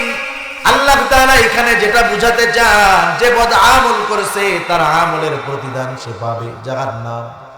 ইল্লা আসহাবাল ইয়ামিন, তবে ডান হাতে যারা আমলনামা পাইছে তাদের তো শাস্তি হবে না, তারা তো জান্নাতের মধ্যে থাকবে। এইবার ডান হাতে যারা আমলনামা পেল তারা জান্নাতি। জান্নাতে যাওয়ার পর কোনো জান্নাতি টেনশনে থাকবে না, চিন্তায় থাকবে না, বরং জান্নাতে যাওয়ার আগ পর্যন্ত প্রত্যেকটা মানুষ চিন্তায় বিভোর থাকবে। প্রত্যেকটা মানুষ চিন্তায় থাকবে। তারা আত্মীয় স্বজন, বন্ধু বান্ধব, আপনজন কারো সাথে কিয়ামতে দেখা হোক এটা কেউ চাইবে না, বরং লুকায় লুকায় থাকবে, পালায় পালায় থাকবে, মানে ভাইয়ের সাথে, বাবার সাথে, স্ত্রীর সাথে, সন্তানের সাথে দেখা না হয়ে যায়। আল্লাহ তাআলা বলেন, ইয়াউমা ইয়াফিরুল মারউ মিন আখিহি ওয়া উম্মিহি ওয়া আবিহি ওয়া সাহিবাতিহি ওয়া বানিহি লিকুল্লি ইমরিইম মিনহুম ইয়াউমা ইযিন শা'নুন ইউগনি। আরে কিয়ামতের এই দৃশ্য তো দুনিয়ায় আমরা করোনাকালীন সময়ে দেখছি। খায়রে, আমরা তো চিন্তা করতাম অনেক সময় সন্তান খারাপ হয়, মা বাবারে দেখে না, কিন্তু করোনা আমাদের এই দৃশ্য দেখায় ছাড়ছে যে সন্তান জ্বর ঠান্ডায় আক্রান্ত, মোহব্বতের মা বাবা সন্তানকে নিয়ে বাগানে ফালায় রাখছে। কিয়ামত দুনিয়ায় দেখছি আমরা করোনার কারণে, করোনার কারণে কিয়ামত দেখে ফেলছি, এরপরেও আমাদের মধ্যে কোনো পরিবর্তন নেই, কোনো চিন্তা নাই। হাজারো হাজারো ঘটনা, ভাই মারা গেছে, বাপ মারা গেছে, সন্তান কাছেই বেড়ে না, খবর দিয়ে পাওয়া যায় না। দাড়ি টুপিওয়ালা মোল্লারা এই কামগুলা করছে, কত সুন্দরভাবে দাফন কাফন করছে, এরপরেও তো মোল্লাকে কত বদনাম, তাই না? তাহলে চিন্তা করে দেখেন, ওই কিয়ামতের দৃশ্য গড়ে আমরা দুনিয়াতে দেখছি, হয়তো আমরা মুখোমুখি হই নাই, কিন্তু এই দুনিয়ায় ওই ধরনের ঘটনা ঘটছে আমরা দেখছি। নড়াইল যশোরের দিকে কি হয়েছে, বাচ্চা ছেলে জ্বর হয়েছে, স্বাভাবিক জ্বর, মা বাপ ওরে আইনে এক জায়গায় বাগানের মধ্যে ফালাই দিয়ে চলে গেছে। চিন্তা করেন, মা বাবা এই কাজ করতে পারে, এটা কঠিন ব্যাপার না? কঠিন ব্যাপার। তা যাই হোক, কিয়ামতের ময়দানে সবাই চিন্তিত থাকবে, আমাদের নবীজিও চিন্তিত থাকবেন, তবে নিজের জন্য নয়, উম্মতের জন্য। সুবহানাল্লাহ, কেমন নবী! কিন্তু জান্নাতে যাওয়ার পর আর কোনো চিন্তা আছে নাকি? কিয়ামতের ময়দানে যাদের সাথে থেকে পালায়া থাকবে, জান্নাতে যাওয়ার পর সবাইকে খুঁজতে থাকবে। এক কথায় দুনিয়াতেও যাকে চিনত, বন্ধু বান্ধব ছিল, তাদেরকেও জান্নাতে গিয়ে খুঁজবে। জান্নাতে গিয়ে মা বাবাকে খুঁজবে, ভাই বোন, স্বামী স্ত্রী সবাইকে খুঁজবে, বন্ধু বান্ধবকে খুঁজবে, আত্মীয় স্বজন খুঁজবে। বলেন তো, সবাইকে গিয়ে কি জান্নাতে পাবে নাকি? দুনিয়াতে একসাথে লেখাপড়া করছে, একসাথে চলছে, দেখা যাবে সে জান্নাতি, তার বন্ধুটা জাহান্নামী, সে খুঁজা টুইজা পাবে না। তার অন্তরে জানার কামনা, কোথায় আমার সেই বন্ধু? আল্লাহ রব্বুল আলামিন তাফসীরের মধ্যে আসছে, জান্নাতি আর জাহান্নামীদের মধ্যে দেখা ও কথাবার্তার ব্যবস্থা আল্লাহ করে দিবে। তারা পরস্পরকে দেখতে পাবে। কেমনে দেখবে? আল্লাহ দেখাবেন। সুদূর আমেরিকা বসে থাকে আমরা সব দেখি, তাই না? আর আল্লাহ তাআলা জান্নাতি আর জাহান্নামীদেরকে দেখা করাবেন পরস্পর, এটা আল্লাহর জন্য সহজ কাজ। এখন জান্নাতীরা যখন জাহান্নামে দেখবে যে ওর বন্ধু, ওর ভাই, ওর আত্মীয় একসাথে চলাচল করছে, ও জাহান্নামের কঠিন শাস্তি ভোগ করছে, এই দৃশ্য দেখা জান্নাতি আল্লাহর দরবারে কৃতজ্ঞতা প্রকাশ করবে, আল্লাহ ওই তো আমার সেই বন্ধু, যার সাথে একসাথে ছিলাম, আপনি যদি মেহেরবানি না করতেন আমার জান্নাতে আসা অসম্ভব ছিল না, আমার তো ওর সাথে জাহান্নামেও যাওয়া লাগতে পারতো, কিন্তু আপনি দয়া করে জান্নাতে আনছেন। তার আল্লাহর প্রতি কৃতজ্ঞতা আরো বেড়ে যাবে। জাহান্নামী যখন দেখবে জান্নাতীকে, যে ওর দোস্ত একসাথে থাকছে, একই স্কুলে পড়ছে, খালি ও একটু বেশি ভালো আমল টামল করছে, ও করে নাই, ও জাহান্নামী, এখনো আফসোস করবে, হায় রে আমার বন্ধু জান্নাতের নাজ নেয়ামত ভোগ করতেছে, আমি যদি ওর সাথে অবস্থান করতাম সব সময়, তাইলে আমি আজকে জাহান্নামে যাইতাম না। আফসোসের কারণে মানুষের কষ্ট বাড়ে, আফসোসের কারণে মানুষের কি বাড়ে? কষ্ট বাড়ে। জাহান্নামীরা ওই যে জান্নাতীদের যখন দেখবে, আত্মীয় স্বজন, বন্ধু বান্ধব, আফসোস বাড়বে, কষ্টের যন্ত্রণার তীব্রতা আরো বেড়ে যাবে। এবার ওই যে বন্ধু জান্নাতি, ওর তো একটু জানতে মন চায়, এরা কেন জাহান্নামে গেল? আমাদের সাথেই তো ছিল, জাহান্নামে যাওয়ার কারণ কি? তাফসীরে ইবনে কাসীরের মধ্যে আসছে, এবার আল্লাহ তাআলা তাদের সাথে তাদের কথাবার্তার ব্যবস্থা করে দিবেন। আল্লাহ তাআলা বলেন, ফি জান্নাতি ইয়াতাসাআলুনা আনিল মুজরিমিনা মা সালাকাকুম ফি সাকার। জান্নাতীরা পরস্পর জাহান্নামীদেরকে জিজ্ঞাসা করবে। আল্লাহ তাআলা বলেন, তারা তাদের কাছে জানতে চাইবে, আনিল মুজরিমিন মা সালাকাকুম ফি সাকার। মুজরিমদের কাছে, পাপীদের কাছে তথা জাহান্নামীদের কাছে জানতে চাইবে, জিজ্ঞাসা করবে, কোন জিনিস তোমাদেরকে এই সাকারে আনলো তথা জাহান্নামে আনলো, কোন কারণে, কোন জিনিসে। এইবার জাহান্নামীরা তাদের জাহান্নামে যাওয়ার 4টি কারণ উল্লেখ করবে। কয়টা কারণ? 4টা কারণ। এই 4 কারণ জাহান্নামে যাওয়ার কারণ। এখন কোন আমাদের মধ্যে যদি এই 4 কারণ থাকে অথবা এই 4 কারণের কোনো একটা থাকে, আমরা কি ওইটা ভেতরে রাখবো নাকি বাদ দিব? বাদ দিয়ে দিতে হবে, নাহলে জাহান্নামে যাওয়ার কারণ হয়ে যাবে। এবার জাহান্নামীরা জবাব দিবে, ক্বালু লাম নাকু মিনাল মুসাল্লিন। তারা বলবে, আমরা মুসল্লি ছিলাম না। 1 নম্বর কারণ, আমরা মুসল্লি ছিলাম না। কি ছিলাম না একটু জোরে বলেন? মুসল্লি কাকে বলে? সপ্তাহে একদিন হাজিরা দিলে সে কি মুসল্লি নাকি? গ্রামে কি হয় জানি না, আপনাদের শহরে কি হয় জানেন? 7-8 তলা মসজিদ, জুমার দিন মসজিদ ভরে, ছাদ ভরে, রাস্তা ব্লক, এইদিকে হাফ কিলো ওইদিকে হাফ কিলো। এই মসজিদে এত মুসল্লি, তার মানে এই মুসল্লিগুলা হয়তো 2, 4, 5, 10% বাহিরের, বাকি 90% মুসল্লি সব ওই মহল্লা, ঠিক না? এত মানুষ ওই দিনই আসরের সময় ওই বিশাল মসজিদের নিচের তলা ভরা তো বহুত দূর, প্রথম 3 কাতারই ভরে না। তাহলে আমাদের দেশে নিয়মিত মুসল্লি বেশি না সাপ্তাহিক মুসল্লি বেশি? সাপ্তাহিক মুসল্লি হইলে কাজ হবে, অরিজিনাল মুসল্লি হতে হবে। অরিজিনাল মুসল্লি কে? আরে অরিজিনাল মুসল্লি তো সে, হাদিসের মধ্যে আসছে কিয়ামতের দিন সূর্য একেবারে নিকটে থাকবে, এত নিকটে থাকবে কোথাও কোনো ছায়া থাকবে না, জমিনটা তামা তামা হয়ে যাবে। আল্লাহ তাআলার আরশের ছায়া ছাড়া, আল্লাহ তাআলার আরশের ছায়ায় 7 শ্রেণীর মানুষ স্থান পাবে। কয় শ্রেণীর মানুষ? এর মধ্যে 1 শ্রেণীর মানুষ হলো, নবীজি বলেন, রাজুলুন কলবুহু মুআল্লাকুম বিল মসজিদ। 1 শ্রেণীর মানুষ হলো ওই ব্যক্তি, ওই লোক যার অন্তর সর্বদা মসজিদের সাথে থাকে। সে সব সময় মসজিদের মধ্যে থাকে এমনটা নয়, বরং তার অন্তর সর্বদা মসজিদের সাথে থাকে। আপনারা একটু বুঝে জবাব দিবেন, বলেন তো, যার অন্তর সর্বদা মসজিদের সাথে, আজান হলো, নামাজের সময় হলো, সে কি মসজিদের বাইরে থাকবে নাকি? খাঁটি মুসল্লি যে, তার অন্তর সর্বদা মসজিদের সাথে লাগিয়ে থাকে। নামাজের সময় হইলে তার ভালো লাগবে না, যত বুড়া হোক, ঠান্ডা হোক, যত পানি, শীতের দিন ঘুম থেকে উঠছে, নামাজের সময় মসজিদে চলে আসবে। সুবহানাল্লাহ, এটা হলো খাঁটি মুসল্লি। সাপ্তাহিক মুসল্লির কথা আল্লাহ বলেন নাই। সেজন্য আমরা কি হব বলেন? মুসল্লি। মুসল্লি কি হব?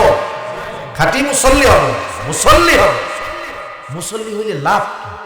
পরকালের লাভ তো আছে, জাহান্নাম থেকে বাঁচা যাবে। দুনিয়ার লাভ একটু শুনি না। আমাদের একটা বদ অভ্যাস আছে।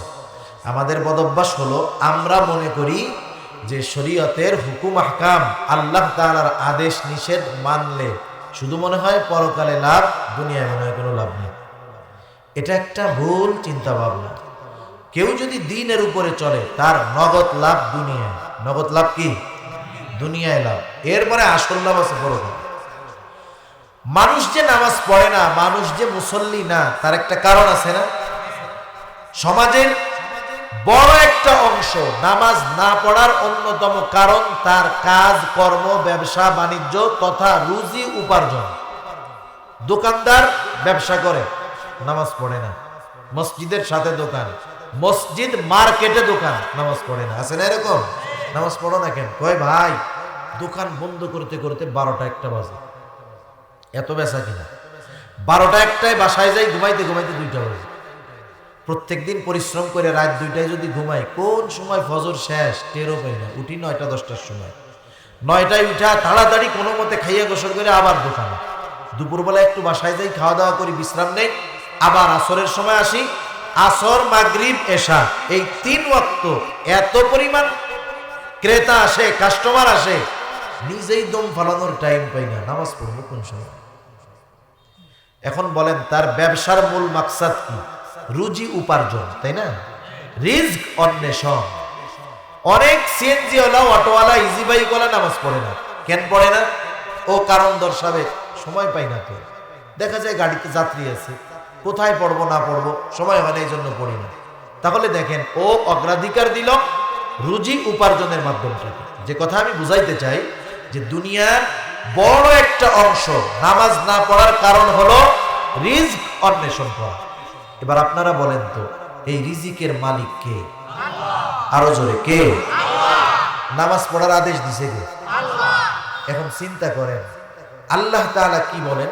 আল্লাহ তাআলা বলেন, বান্দা তুমি মুসল্লি হও, ঘরের মানুষগুলারেও মুসল্লি বানাও, চিন্তার কোনো কারণ নাই, আমি তোমার রিজিক দিব। সুবহানাল্লাহ। দেখেন রিজিকের মালিক বলতেছে নামাজ পড়ে রিজিক দিব, আর আমরা সেই রিজিকের মালিকের কথা না মেনে কর্মের মধ্যে লিপ্ত আছি রিজিক উপার্জনে।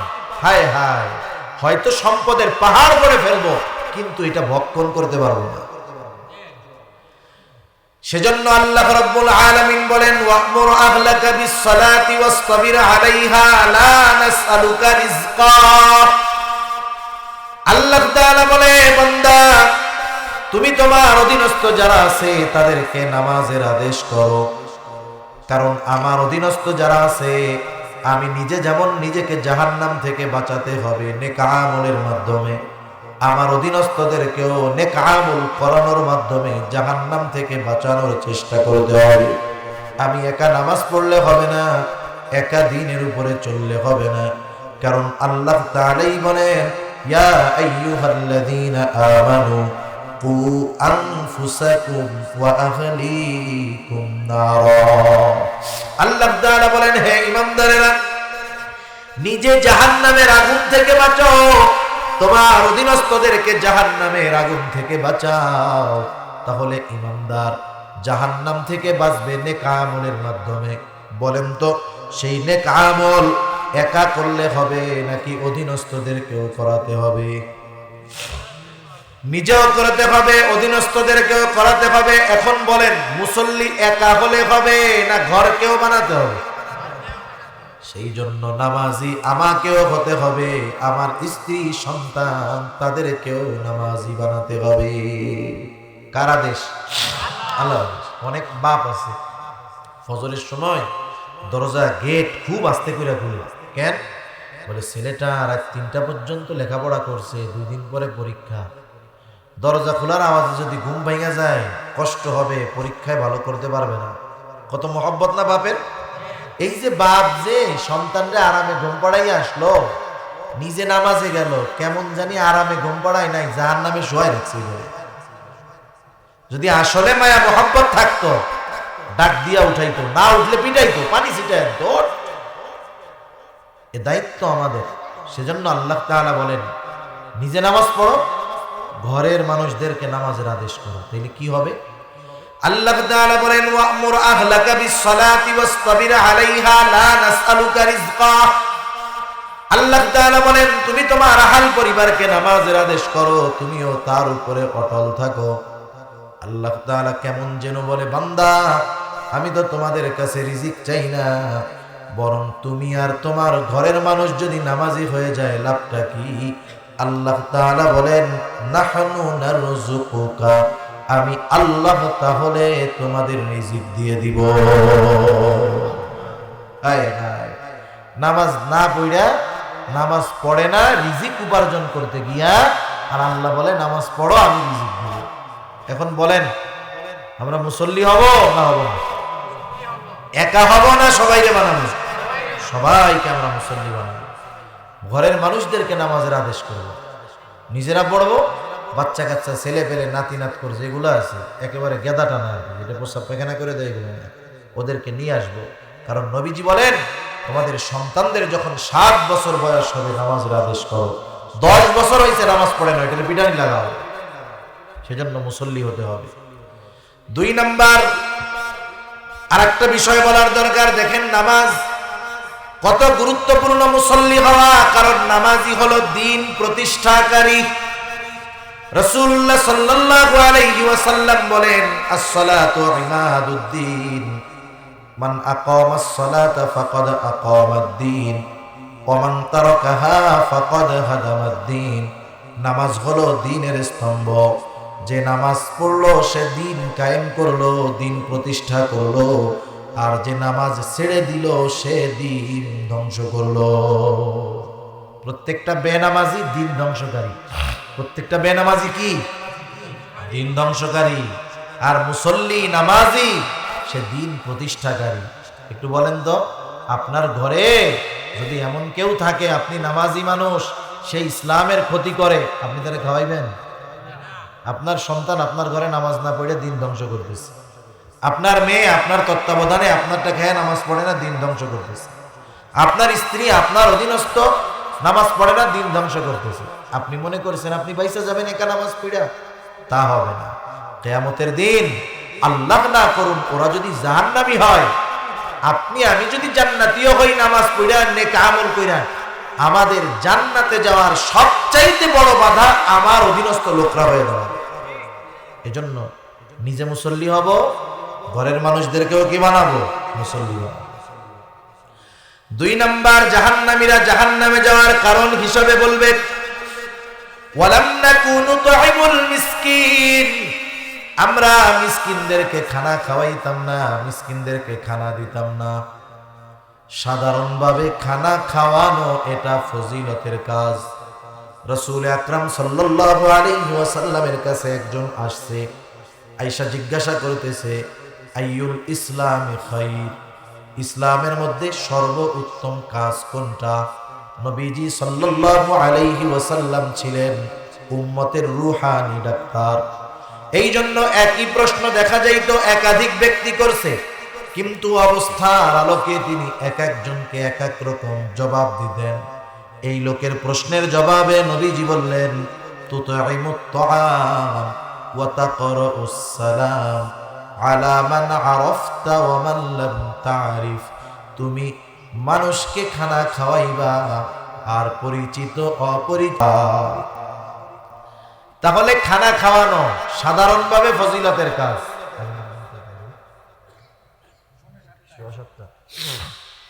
সাধারণভাবে খানা খাওয়ানো ফজিলতের কাজ। সে ধনী হোক গরিব হোক, সচ্ছল হোক অসচ্ছল হোক, নেক আমল করে নেওয়ালা হোক আর বদ আমল করে নেওয়ালা হোক, পরিচিত হোক অপরিচিত হোক, দেশি হোক আর বিদেশি হোক, আল্লাহর জন্য যদি খানা খাওয়ানো হয় কি আছে? ফজিলত আছে, কোনো সন্দেহ নেই। বরং খানা না খাওয়ানো, যদি কারো প্রতিবেশী অভুক্ত থাকে, ক্ষুধায় কষ্ট করে, নবীজি বলেন লাইসাল মুমিন, সে মুমিন না। কে? যে পেট ভরে খায়, তার প্রতিবেশী অভুক্ত, নবীজি বলেন সে মুমিন না। তাহলে খানা খাওয়ানো কত ফজিলতের কাজ। কিছু কিছু বিষয় তো, কিছু কিছু সময় তো এটা সাধারণ ফজিলতের কাজ না, এটা ঈমান বাঁচানোর কারণ হয়ে দাঁড়ায়, ঠিক কিনা বলেন? সেজন্য খানা খাওয়ানো ফজিলতের কাজ। তবে খানাটা কার জন্য খাওয়াইতে হবে? আল্লাহর জন্য, দুনিয়ার স্বার্থের জন্য হয়। আমাদের দেশে এক সময় গ্রাম অঞ্চলে দেখছি, মুরব্বীদের দেখছি তো, এক সময় দেখতাম মুরব্বীদেরকে যদি কেউ দাওয়াত না দিত, আত্মীয়তার সম্পর্ক আছে দাওয়াত দেয় নাই, তাও আত্মীয়, ডিরেক্ট আত্মীয় না, একটা হলো আপন খালাতো ভাই, ফুফাতো ভাই, মামাতো ভাই। আত্মীয় কেমনে হইতো? ওনার খালাতো ভাইয়ের চাচাতো ভাইয়ের মামাতো ভাইয়ের ফুফাতো ভাইয়ের চাচাতো ভাই, এখন ওনারও হয়েছে খালাতো ভাই, কয় প্যাচ দিয়ে। এত দূরের আত্মীয়র খবর এখনকার জামানায় কেউ রাখবো? অথচ আগের আমলের মুরব্বীদের কিন্তু এই ধরনের সম্পর্ক ছিল। একটু কোনো মতে আত্মীয়তার সম্পর্ক পাইলে হয়েছে, তাদের সাথে একটা হৃদ্রতা ভালোবাসা ছিল, সম্পর্ক ভালো থাকতো, আসা যাওয়া থাকতো, যাওয়া আসা থাকতো, তারাও গেলে খুশি হইতো, এরাও আসলে খুশি হইতো। আর এখনকার জামানায় কি হয়েছে জানেন? আপন মেহমান দেখলেই মুখ শুটকির মতো হয়ে যায়। মেহমান দেখলে কি হয়? মুখ শুকায় যায়। যাই হোক, এখন বিবাহের দাওয়াত দেয় নাই, ওই কত দূরের আত্মীয় বেজার হয়ে যাইত, রাগ হয়ে যাইত যে আমার সাথে এত সম্পর্ক, আমারে বিবাহের দাওয়াত দিল না, অভিমান করতো আর কি। রাগ হইয়া ওর বাড়ি যাবো না, ওর বাড়ি খাওয়া দাওয়া নাই, রাগ হইতো, আসলেও কথা বলতো না। কত তেল তুল মাইরা মুরব্বীদেরকে অভিমান ভাঙানো লাগতো। তার মানে মানুষ আগে দাওয়াত না দিলে কষ্ট পাইত, এটা ছিল মনের কষ্ট। আর এখন দাওয়াত দিলে কষ্ট পায়, টাকার কষ্ট। চিন্তা করে দাওয়াত দিছে, কমিউনিটি সেন্টারে যদি খাওয়াই তো কাম সারা, দরজা তো একটা ছাড়া আর নাই, খাইয়া দেয়া পালাইবা কোন জায়গায়? টাকা 1000 এরকম দেওয়া যায় এই জামানায়? এজন্য এই দাওয়াতের এক বিজনেস হয়ে গেছে আমাদের দেশে। কি করবে চিন্তা করে, 250 লোকের দাওয়াত দিছি, যাকে দাওয়াত দিছি এই জামানায় কেউ 1000 টাকার কম দেয়? আমি যদি 2 লাখ খরচ করি, হ্যাঁ 2 লাখ যদি খরচ করি, 1.5 লাখ যদি খরচ করি, 250 মানুষ দাওয়াত দিছি, সবাই তো আর 1000 দিবে না, 5000 দেওয়ার না বাড়িওস, দেখা যাবে খরচ করলাম 2 লাখ, লাভ হইলো আরো 2 লাখ, 4 লাখ, ভালো হইতো। এই যে দাওয়াতের পদ্ধতি, এক মুসলমানের উপরে আর এক মুসলমানের যেই হকগুলো আছে, একটা হক হলো দাওয়াত দিলে দাওয়াত কবুল করা। কিন্তু আমি যদি কোনো ব্যাপারে নিশ্চিত থাকি যে আমারে দাওয়াত দিচ্ছে শুধু খাওয়ানোর লেগে না, টাকার লেগে, এই দাওয়াত যদি কবুল না করে কোনো সমস্যা নেই। কথা বোঝা গেছে তো? এই দাওয়াত কবুল না করলে কোনো সমস্যা নাই। তা যাই হোক, সাধারণভাবে যদি কেউ খানা খাওয়ায় আল্লাহর জন্য বড় ফজিলত। আমাদের তো একটা অভ্যাস আছে, আমরা মানুষের উপকার করলে, খাওয়াইলে আশা করি তার কাছ থেকে রিপিট আর একটা ভালো কিছু আমি পাবো। কমপক্ষে যদি ভালো কিছু নাও পাই, আফসোস অনেক সময় করি, দেখ ওর এই কাজটা করে দিলাম, আমার একটু ধন্যবাদও দিল না। তার মানে কমপক্ষে ধন্যবাদের আশাও আমরা করি, এটাও একটা প্রতিদান আশা করা। কিন্তু সাহাবায়ে কেরাম খানা খাওয়াইতেন, কোনো প্রতিদানের আশা করতেন না। আল্লাহ তাআলা তাদের ব্যাপারে বলেন, ইন্নামা নুতঈমুকুম লিওয়াজহিল্লাহি লা নুরিদু মিনকুম জাযাআও ওয়ালা শুকুরা। আল্লাহ তাআলা বলেন, তারা বলে ইন্নামা নুতঈমুকুম লিওয়াজহিল্লাহ, আমরা তোমাদেরকে আল্লাহর জন্য খানা খাওয়াইছি। খানা যেহেতু আল্লাহর জন্য খাওয়াইছি, লা নুরিদু মিনকুম জাযাআ, আমরা তোমাদের কাছে কোনো প্রতিদান চাই না। আরে লেনদেন প্রতিদান তো বহুদূর, ওয়ালা শুকুরা, এই খানা খেয়ে তোমরা আমাদের ধন্যবাদ দাও এটাও চাই না। কারণ খাওয়াইছি কার জন্য? এজন্য আমরা মাঝে মধ্যে দান সদকা করি না, ফকির মিসকিনরা দেই না, এরকম সাহায্য করি। অনেকে বোঝে না, টাকা দিয়া কি করে? দোয়া করেন। টাকা দিয়া কি বলে? দোয়া করেন। আপনি দোয়া চাবেন না, আপনি 2 টাকা 5 টাকা 10 টাকা যা পারেন দিয়ে দিবেন। কার জন্য? আরে ওর কাছে আমি প্রতিদান চাবো কেন? প্রতিদান কার কাছে চাই? আরে দিছি আল্লাহর জন্য, আমি যদি নাও চাই আল্লাহ দিবেন কি দিবেন না? এজন্য কোন নেক আমল যদি কারো জন্য করি, খাওয়াইছি, কিছু সাহায্য করেছি, দান সাদকা করেছি, আমি প্রতিদান আশা করব আল্লাহর কাছে। যাকে খাওয়াইছি, যাকে দিয়েছি, তার কাছে আমরা কোনো কিছু আশা করব না। আমরা তো আশা করা বহুত দূর, খোটা মারি। খোটা বোঝেননি? খোটা, খোটা চিনে? খাওয়াইয়ে কয় একটু যদি ওর সাথে একটু মনোমালিন্য করে, হ্যাঁ কত খাওয়াইছি তোমারে, ওই যে সেই দিনে তো খাওয়াইলাম। যারা খোটা মারে তাদের অবস্থা কি জানেন? হাদিসের মধ্যে আসছে, কুকুর যখন পেট পুরা খায় মাঝে মধ্যে বমি করে, বমি করে না? ওই বমি কিন্তু কুকুর আবার খায়। যারা দান কইরা খোটা দেয়, খাওয়াইয়া খোটা দেয়, তারা ওই কুকুরের মতো। আমি বলি নাই, এই কর্মটা কুকুরের ওই কর্মের মতো, নবীজি বলছে। সেজন্য আমরা যখন কাউকে খাওয়াবো, কিছু দিব, কার জন্য একটু বলেন না? খোটা তো দিবই না। খোটা দিলে কার সাথে তুলনা করা হইল? কোন কর্মের সাথে তুলনা করা হইল? নবী জানায় দিয়েছেন, কুকুর যেমন উগরাইয়া ওই উগরানো বমি আবার খায়, যারা দিয়ে খাওয়ায়া খোটা দেয় তারা ওই কর্মের মতো কর্ম করে। সেজন্য আমরা মিসকিনদেরকে খানা খাওয়াবো। আর লোকটা যদি অসহায় হয়, গরিব হয়, তাকে যদি খানা খাওয়াই, বলেন তো সে খুশি বেশি হবে না কম হবে? মিসকিনকে খানা খাওয়ানো এটা মুমিনের কাজ, আর মিসকিনকে খানা না খাওয়ানো এটা হলো কাফেরদের কাজ। কাফেররা মিসকিনদেরকে খানা নিজেরাও দিত না, অপরকেও দিতে দিত না, নিরুৎসাহিত করত। আর খানা খাওয়ানো মুমিনের কাজ। যারা মিসকিনদের খানা খাওয়ায়, আল্লাহ তাআলা জানায় দিয়েছেন তাদের রিজিক আল্লাহ প্রশস্ত করে দেয়। আর যারা মিসকিনদের খানা খাওয়ায় না, আল্লাহ তাআলা তাদের রিজিক সংকীর্ণ করে দেয়। তাইলে খানা খাওয়াইলে লাভ না লস? দুনিয়ারও লাভ, আখিরাতেরও লাভ। সেজন্য আমরা খানা খাওয়াবো, মিসকিন অসহায়কে খানা খাওয়াবো আল্লাহর জন্য। প্রথমত নিজে খাওয়াবো যদি নিজের সামর্থ্য থাকে। বাজারে গেছি, একজন আমার কাছে এসে বলতেছে যে আমার একটা পাউরুটি কিনে দেন, খাই। 10 টাকা দাম। আমার পকেটে যদি থাকে 10 টাকা দিয়ে আমি তারে কিনে দিলাম। আমার কাছে নাই, বন্ধু আছে, বন্ধুরে বললাম, বন্ধু তুমি ওরে একটা রুটি কিনা দাও। বন্ধু 10 টাকা দিয়ে একটা রুটি কিনে দিল। আমি কিনে দেই নাই, শুধু তাকে উৎসাহ দিয়েছি। সে কিনে দেওয়ার কারণে সে সদকা করে খাওয়াইয়া যেই সওয়াব পেল, আমি শুধু উৎসাহ দেওয়ার কারণে তার সমপরিমাণ সওয়াব পেয়ে যাব। সুবহানাল্লাহ। সেজন্য 1 নাম্বার খানা নিজে খাওয়াবো। নিজে না খাওয়াইতে পারলে খানা খাওয়ানোর জন্য উৎসাহ দেব। তৃতীয় জন হব না, নিরুৎসাহী করবো না কাউকে। মানে আমি দেই নাই, আমি তো ইচ্ছা করে দেই নাই, আর একজন দিতে গেছে, ওরা বললাম বেটা রাখ, 10 টাকা আমারে দে, আমি একটা পান খাই, কাজে লাগবে। এ কাজ করা যাবে না, এটা কাফেরদের কাজ, কাফেরদের বদখসলত। আল্লাহ তাআলা সূরা মাউনের মধ্যে বলছেন, ওয়ালা ইয়াহুদ্দু আলা তুআমিল মিসকিন। তারা মিসকিনদের খানা দেয় না, অপরকে নিরুৎসাহিত করে, উৎসাহ প্রদান করে না। আর আমরা উৎসাহ প্রদান করব। রিজিক সংকীর্ণ হয় কেন? আল্লাহ তাআলা যে কারণগুলো বলেন এর মধ্যে একটা কারণ, ওয়ালা তাহাদ্দুনা আলা তুআমিল মিসকিন, যে তারা মিসকিনদেরকে খানা প্রদানে নিরুৎসাহিত করে, উৎসাহ দেয় না। এজন্য মিসকিনদের খানা খাওয়াইলে লাভ।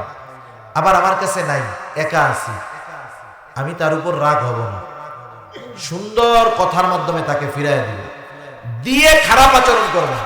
মনে করেন 2 জন আছে এক জায়গায়, একজনের কাছে একজন ফকির গেছে, মিসকিন গেছে, গরিব মানুষ গেছে, 20 টাকা চাইছে। ও রাগের ঠেলায় বলে, তোকে চালায় আর বাঁচলে, ধর নে 50 টাকা যা। টাকাও দিল বেশি, ব্যবহার করলো কি খারাপ। আর পাশের একজন টাকা দেয় নাই, সে কি করলো? বললো যে ভাই আজকে তো আমার কাছে নাই, তুমি আবার যখন এদিকে আসবা আমার এই জায়গায় এসো, ইনশাল্লাহ আমি দিব, যাও ভাই। এখন বলেন তো, ও তো একটা মানুষ, বোধ জ্ঞান তো আছে, 50 টাকা পাইলো, ব্যবহার খারাপ, দেয় নাই, ব্যবহার ভালো, খুশি হবে কোনটায়? ভালো ব্যবহারে খুশি হবে। সেজন্য উত্তম আচরণ, ব্যবহার, এটাও উত্তম সদকা। সেজন্য আমরা এই লোকগুলার অন্তর্ভুক্ত হব। আর মিসকিনদের খানা দিব, না থাকলে অন্যকে উৎসাহ দিব। একেবারেই উৎসাহ দেওয়ার মতো আর একজন নাই, নিজের কাছেও নাই, কমপক্ষে ভালো আচরণের মাধ্যমে তাকে ফিরাবো। জাহান্নামীরা জাহান্নামে যাওয়ার তৃতীয় কারণ হিসাবে তারা বলবে, আল্লাহ তাআলা জানায় দেন, ওয়া কুন্না নাখুদু মা'আল খাইদিন। তারা বলবে আমরা অনর্থক মজলিসের মধ্যে বসে সময় ব্যয় করতাম। অনর্থক মজলিসে আমরা বসতাম। অনর্থক মজলিস আমাদের দেশে অভাব নেই। প্রত্যেকটা চায়ের দোকান এক একটা অনর্থক মজলিসের ক্ষেত্র, জায়গা। আমাদের অঞ্চলগুলায় দেখছি চায়ের দোকানে কি অবস্থা, আড্ডা। এখন তো যদি চার দোকানে টেলিভিশন না থাকে, ওর চার দোকানের ব্যবসা শেষ, আর ওর ব্যবসায় লালবাতি চলে যাবে। এই যে দেখেন চার দোকানে গিয়ে বসে, এখানে এলো দুনিয়ার সব অতি পণ্ডিতরা থাকে। চার দোকানে গিয়ে দেখবেন ডাক্তার, ইঞ্জিনিয়ার, উকিল, ব্যারিস্টার সব চার দোকানে আছে।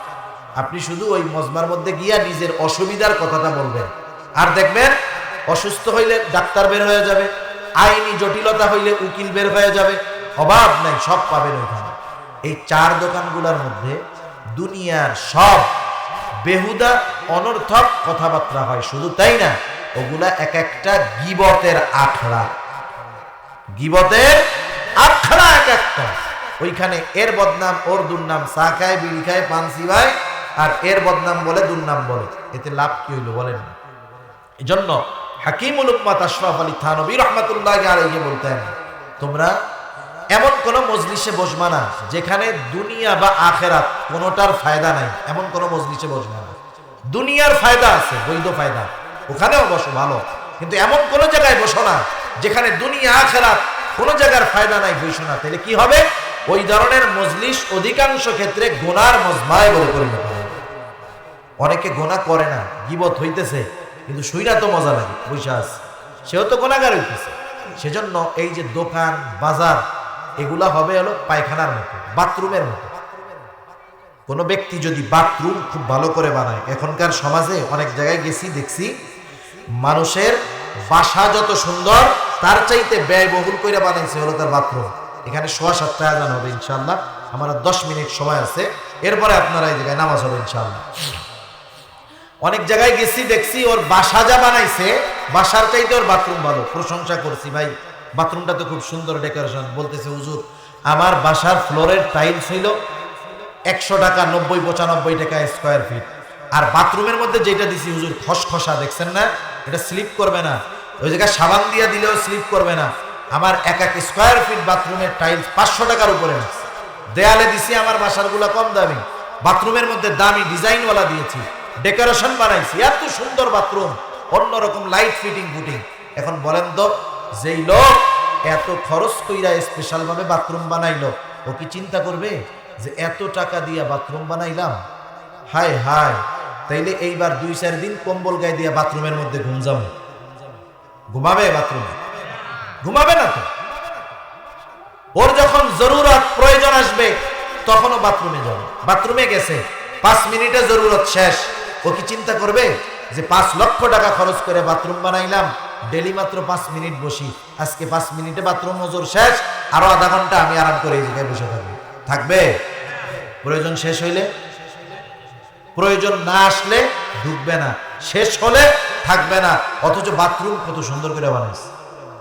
বাজারটারে ঠিক যদি এরকম মনে করতে পারি, বাথরুম, পানের দরকার পান খান, আপনি পানটা কিনে নিয়ে চলে আসেন, বাসায় এসে খান, ঠিক আছে। বাসায় চা খাওয়ার ব্যবস্থা নাই, খাইতে হবে ওই জায়গায়, এক কোনায় বৈশা খাইয়া আপনি চলে আসেন, প্রয়োজন সেরে চলে আসেন।